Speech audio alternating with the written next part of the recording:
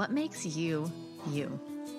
If you sat down and made an identity map that included all of the groups with which you identify, the hobbies, passions, and beliefs that you hold, we would begin to understand that you are a complex and layered individual. Now, what if we took one of those details from your map, say your profession, for instance, and we made a statement like, all teachers are the same. Or maybe it's your gender, all women are the same. You would probably feel like you were being unfairly judged or oversimplified. Now, imagine that your entire family was judged in this way. Everyone in that family is toxic.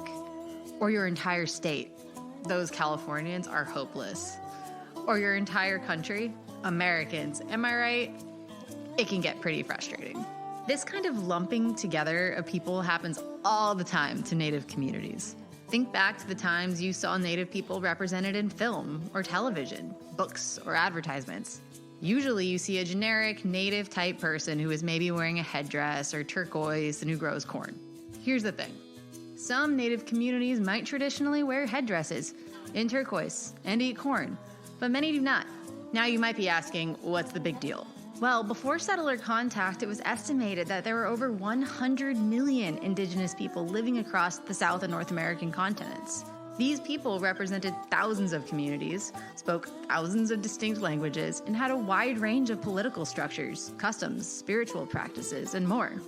Now, why doesn't this level of diversity exist in the same way it used to? Mass murder, state-sanctioned genocide, biological warfare via disease, forced family separation and mandatory boarding school, forced removal of Native people from their ancestral lands, illegalization of traditional customs, foods, and language, all of which we will explore more in future videos. When Native people are all grouped together into one mega Native culture, it can feel like all that diversity is being overlooked and erased. Like the amazing innovations, art, food, and science of those individual communities don't really matter. This is why it is so important to learn about the unique Indigenous communities and cultures in the different regions of our nation and in our world, because Indigenous people are everywhere. Sometimes Native communities from different cultures do unite for the sake of a good cause. When tribes come together, adopt common norms, practices, or goals, it is called pan-Indianism.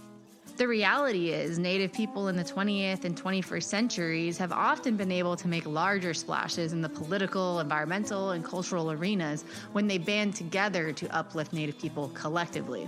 Take powwow dances, for example, which are typically intertribal gatherings where people across Native cultures come together to celebrate culture. Or the Red Power movement, where Native people across tribal communities demanded the right to self-determination and occupied Alcatraz Island, Wounded Knee, and other places in an attempt to reclaim land previously stolen by the U.S. government.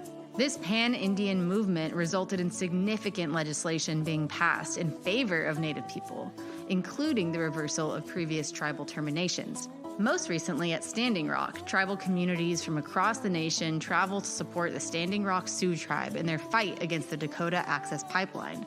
While the pipeline was still built, this movement has inspired Native cross-tribal collaboration in countless powerful ways.